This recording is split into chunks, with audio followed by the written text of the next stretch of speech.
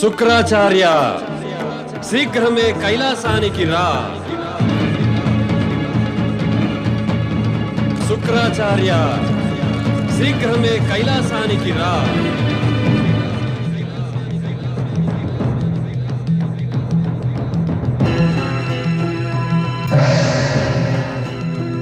శుక్రాచార్య,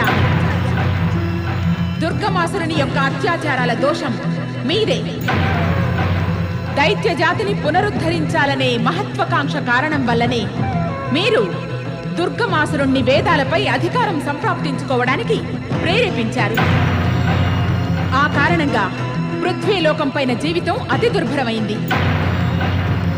శుక్రాచార్య, దేవి పార్వతి అడిగిన ప్రశ్నకి సమాధానమియ్యి.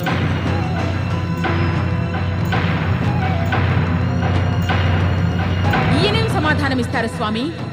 తామే స్వయంగా జీవన పథాన్ని తప్పినవారు. జగతి యొక్క వ్యవస్థల ఎడ ఈయనకు ఎట్టి కర్తవ్యమూ లేదు. వాస్తవానికి అసలు ఈయనకు గురువునని చెప్పుకొనడానికే అధికారం లేదు. మాట్లాడు శుక్రాచార్య. మౌనంగా ఉండి నువ్వు నీ అపరాధాన్ని అంగీకరిస్తున్నావు. దేవతల గురువైన బృహస్పతితో కల వ్యక్తిగత సంఘర్షణలో ఈ శుక్రాచార్యుడు నిస్సహాయ మనుజులని నిర్దయగా హత్య గావించైనా విజయం పొంది తీరాలని కోరుకుంటున్నాడు. కోపగించకండి మాత. నేను తమరిలాగానే శివభక్తుడిని. భక్తుడివా? నీకు భక్తుడినని చెప్పుకునేందుకు అధికారమే లేదు శుక్రాచార్య.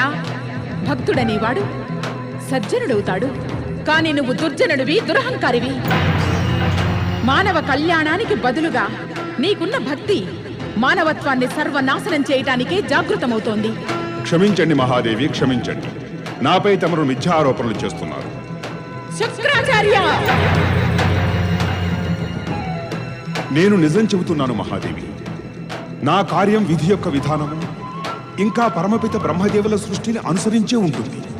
నీ మాటలని స్పష్టం చేయి శుక్రాచార్య. దేవాదిదేవ, బ్రహ్మదేవులు సృష్టి రచనలో భాగాలని పంచుతున్న సమయాన నన్ను దైత్యగురువు రూపంలో నియమించారు. ఆ నియామకానికి నీ యొక్క దుష్కృత్యాలకి సంబంధమేమిటి? సంబంధం ఉంది జగదంబ, చాలా గట్టి సంబంధం ఉంది. దైత్య గురువు దైత్య జాతిని చరమస్థాయి వరకు చేర్చి దైత్య శత్రువులైన దేవతల పతనానికి మార్గాన్ని సుగమం చేయకపోతే ఇంకేం చేస్తాడు? లేకుంటే దైత్య గురువుగా అధికారాన్ని కోల్పోడా? శుక్రాచార్య, నువ్వు నా క్రోధాన్ని జాగృతం చేశావు. ఇదంత సులభంగా శాంతించేది కాదు. అంతేకాక నీవు సృష్టి యొక్క వ్యవస్థపై నూతన భాష్యాన్ని సృష్టిస్తున్నావు. కాదు మాత, కాదు. సత్యమే చెబుతున్నాను.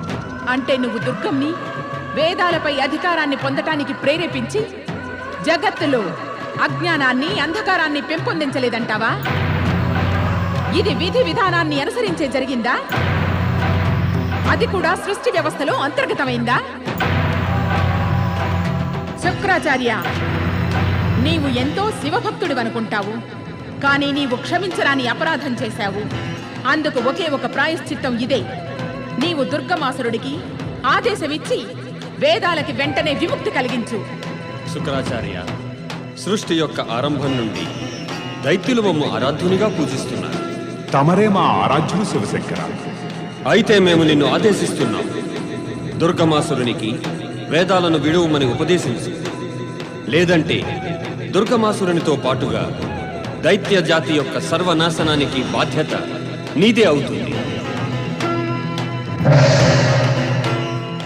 నాకు నమ్మకం లేదు స్వామి.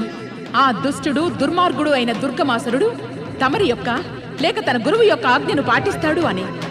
అవును భోలాశంకర, యమపురికి చేరకుండా ఎన్నడూ ఈ దుర్గమాసురుడు వేదాలకు విముక్తిని కలిగించడు. తమరు ఈ దుర్మార్గుడు దుర్గమాసురుణ్ణి యమపురికి పంపించడానికి ఏదైనా చేయండి మహాదేవా. మేము బ్రహ్మవాక్కుని గౌరవించడానికి బద్ధులం ఋషివరులారా. కానీ మా శక్తి స్వరూపిణి అయిన పార్వతి మీ అందరి ప్రార్థనని అవశ్యం ఆలకిస్తుంది. మీరు ప్రతీక్షించండి ఋషివరలారా. ఆ అధర్ముడైన దుర్గమాసురుని అత్యాచారాలు చరమస్థాయికి చేరుకున్నప్పుడు అప్పుడు శివుని శక్తి శివేచ్ఛతోటి ఆ పరమ దుర్మార్గుడిని సర్వనాశనం చేయగలదు. శక్తి స్వరూపిణి పార్వతీ మాతకి. బ్రహ్మ పరమ శివశంకరులకి ఓం నమ శివాయ.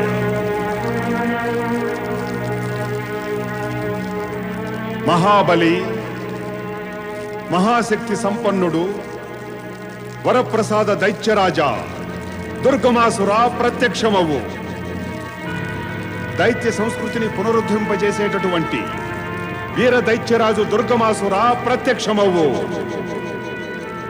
తన గురువు కల్పనా ప్రపంచాన్ని సాకారం చేసే వీర దైత్యరాజు దుర్గమాసుర ప్రత్యక్షమవు.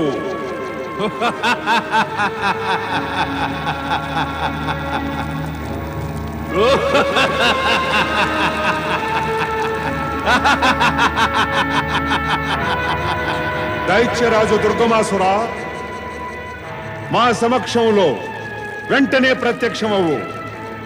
మేము నీకు ఒక మహత్వపూర్ణ విషయంపై ఆదేశం ఇవ్వాలనుకుంటున్నాము. ఆదేశమా? మహాబలి, మహాశక్తి సంపన్నుడు, మహావీరుడైన దుర్గమాసురునికి ఆదేశమా? నీ ఈ దుస్సాహసానికి నిన్ను ప్రశంసిస్తున్నాము శుక్రాచార్య. నువ్వు ఇప్పటికీ కూడా మమ్ము నీ ఆదేశ పాలన చేయమనే సాహసం చేస్తున్నావు. దుర్గం, నువ్విది మరచినట్లున్నావు. పాతాళ లోకములో పడి ఉన్న నీ అర్ధమూర్త శరీరాన్ని తీసుకొచ్చి మేమే నిన్నింత యోగ్యుణ్ణి చేశామని నీ మాటలని, నీ సంబోధనని ఉపయోగించేటప్పుడు నీ హద్దులలో నీ ఉండు శుక్రాచార్య. నీవు మమ్ము యోగ్యునిగా చేసిన మాట ఒకప్పటిది. నేడు దుర్గమాసుడు తన అఖండ తపస్సు కారణాన జగతిలోని సమస్త జ్ఞాన సుధలైన 4 వేదాలకు స్వామి. నీ వంటి వేల కొద్ది గురువులు, ఋషులు, మునులు దైత్యరాజు దుర్గమాసురునికి సేవ చేసి ఎన్నో సుఖాలను పొందుతారు.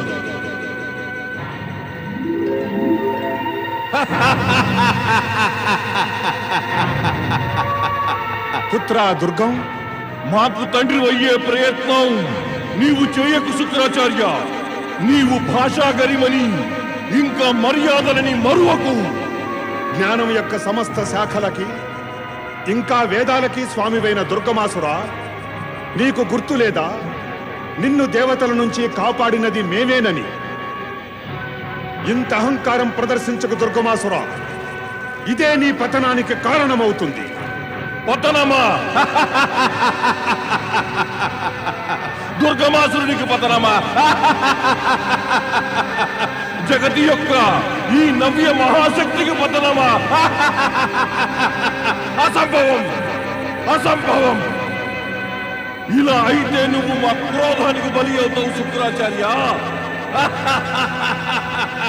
విను, నువ్వు ఇప్పుడే ఈ సమయం నుంచే శివారాధనని సమాప్తం చేసి మా ఆరాధనని ప్రారంభించు. జగతిలోని ఋషులు, మునులు మమ్ము ఆరాధించి సుఖాలను పొందుతున్నారు. శివ శివ, నువ్వు పరిస్థితిని అర్థం చేసుకోవేం దుర్గమాసుర? మేము నీ హితం కోరే ఈ మాటలు అంటున్నాము. హితమా? మా హితాన్ని గురించా? మేము వినదము. ఈ దీన హీన దరిద్ర శుక్రాచార్యుడు మా హితం గురించినటువంటి ఏ మాటలు చెప్పాలనుకుంటున్నాడు? ఈ విధంగా నీతో మాట్లాడుతుంటే మా మెడ నొప్పి పుడుతోంది. నా వంటి గొప్ప శక్తి సంపన్నుడు విరాట్ దైత్యరాజు యొక్క దర్శనానికై నీవు కష్టాలు పడక తప్పదు శుక్రాచార్య. దుర్గం, ఇక నీవు మా వద్దకు రాలేకపోతే మేమే నీ వద్దకు వస్తాము. రా రా, నాకు ఎట్టి అపదా కలగదు. రా.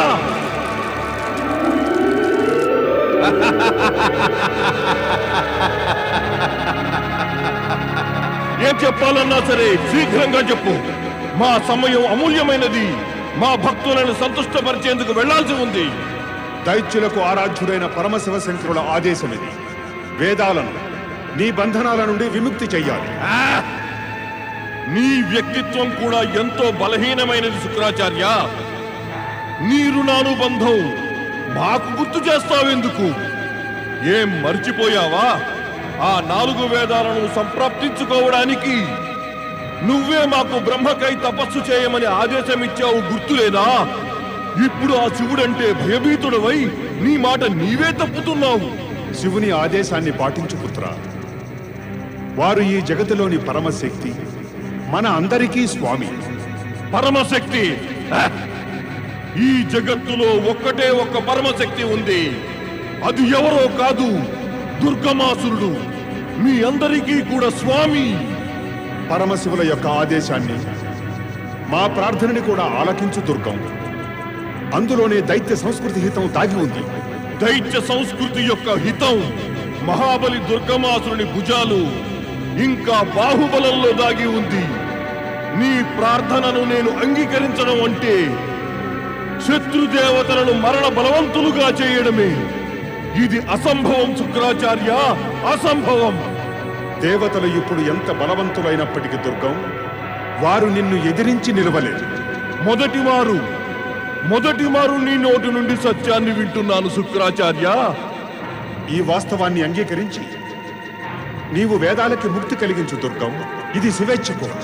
శివుడు శివుడు శివుడు మాటి మాటికి మా ముందర ఆ అర్ధనగ్న సన్యాసి పేరెత్తకు. ఇప్పటిదాకా మాట్లాడే మహద్భాగ్యాన్ని కలిగించాము నీకు. ఇక విను, నా తర్వాత లక్ష్యం స్వర్గలోకం. దుర్బల దేవతల్ని పరాజితుల్ని చేసి స్వర్గంపై మా అధికారం చేజిక్కించుకుంటాము. ఇక ఆ పిమ్మట నీ ఈ శివుడి సంగతి చూస్తాము.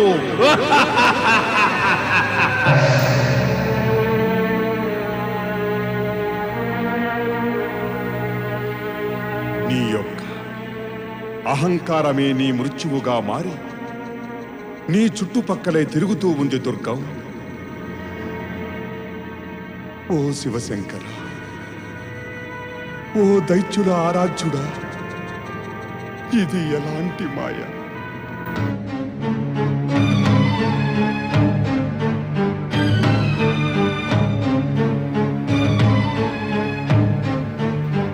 నారాయణ నారాయణ నారాయణ నారాయణ.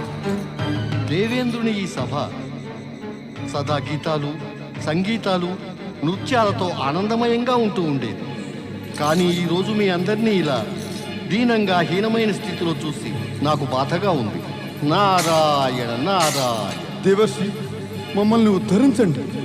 దేవతలారా, నేను ఇక్కడికి మీ అందరినీ భయపెట్టడానికి రాలేదు. కానీ ఇది వాస్తవం. దుర్గమాసురుడు తన అసుర శక్తులతో ఏ సమయంలోనైనా స్వర్గం పైన ఆక్రమణ చేయవచ్చు. దేవేంద్రుని సభలో ఉపస్థితులైన సకల దేవతలారా, మీరందరూ ఈ విధంగా శోకమగ్నులై ఇలా భయభీతులైపోతే ఈ జగతి ఏమవ్వాలి? దేవర్షి నారద, ప్రణామం దేవగురు. దేవగురు, మరి తమరు దుర్గమాసురునితో జాగ్రత్తగా ఉండడం కోసమని దేవతలకు మార్గదర్శనం చూపి ఇంకా వారిలో ఉత్సాహాన్ని జాగృతం చేయలేదా? నీకు తెలియక ఏముంది దేవర్షి నారద? వేదాలను పాతాళంలో బందీగృహంలో ఉంచేసి దుర్గమాసురుడు పృథ్వీపై యజ్ఞాది క్రతువులను సమాప్తం చేసేశాడు. యజ్ఞాహుతుల నుండి శక్తి లభించని కారణాన దేవతల శక్తి ఎంతో క్షీణించిపోయింది.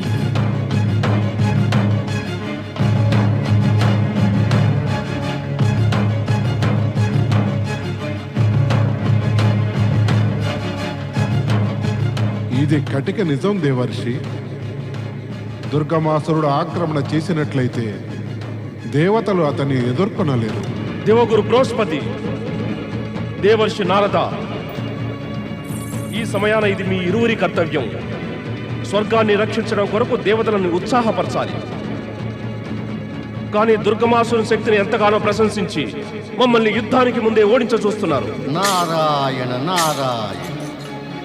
వాస్తవాన్ని అంగీకరించకపోవడం బుద్ధి కుశలత ఏమాత్రం కాదు దేవేంద్ర. పరమపిత బ్రహ్మదేవుల వరప్రసాదిత శక్తి వల్ల దైత్య దుర్గముడు ఒక అజేయ యోధుని రూపంలో నిలిచి ఉన్నాడు. ఇంకా దానికి తోడు యజ్ఞశక్తి లభించని కారణాన దేవతల మహిమాన్విత శక్తులు అంతం అయిపోయాయి. ఇంకా ఆ కారణంగానే ఆ దైత్య దుర్గముడు స్వర్గంపైకి వస్తుంటే అందుకు ముందే మీ సకల దేవతలు మీ ప్రాణాలు రక్షించుకోవడానికి స్వర్గలోకం నుంచి పలాయనం అవ్వడమే ఉచితమైనది. నేను ఇప్పుడే శక్తిమాతని ఆవాహన చేసి వస్తున్నాను. నాకు సంకేతం లభించింది. ఆ శక్తిమాత ఏ దుర్గమాసుని అంతం చేయగలరు. అందుకని దేవగురు బృహస్పతి దుర్గమాసుని శక్తులకు భయభీతులై దేవతలంతా స్వర్గం నుండి పలాయనం చిత్తగిస్తే అప్పుడు శక్తిమాత సహాయం చేస్తారా? అట్టి స్థితిలో మేము శక్తిమాత సహాయాన్ని అపేక్షించడం అనవసరం. దేవేంద్ర, చెప్పనీయండి దేవర్షి, నన్ను చెప్పనీయండి. అలా దేవతల గౌరవం మర్యాద నాశనమయ్యాక అప్పుడు శక్తిమాత సహాయపడి ప్రయోజనం ఏమిటి? అసురుల అపవిత్ర చరణాలు ఈ స్వర్గలోకాన్ని భ్రష్టం చేసినట్లయితే అప్పుడు శక్తిమాత సహాయం అవసరం ఏమిటి? తమరు సహనం వహించండి దేవేంద్ర. తమరి క్రోధాగ్నిని నియంత్రణలో ఉంచుకోండి. కటువైన సత్యం ఏమంటే తమరి ఈ క్రోధం కారణంగా నాకు ఎటువంటి బాధ కలుగదు, దేవగురువు బృహస్పతికి కలుగదు. నారాయణ నారాయణ. తమరి ఈ క్రోధం కారణంగా కేవలం తమరికే హాని కలుగుతుంది. తమరి వివేకం నశిస్తుంది. దేవేంద్ర, కృపతో సహనము ఇంకా స్థైర్యములతో శక్తిమాత పైన నమ్మకం ఉంచండి. లేదు దేవర్షి, లేదు. దేవేంద్రుని స్థైర్యము సహనము అన్నీ సమాప్తమైపోయాయి. ఇప్పుడు నాకు ఏ శక్తి పైన ఎట్టి నమ్మకము లేదు.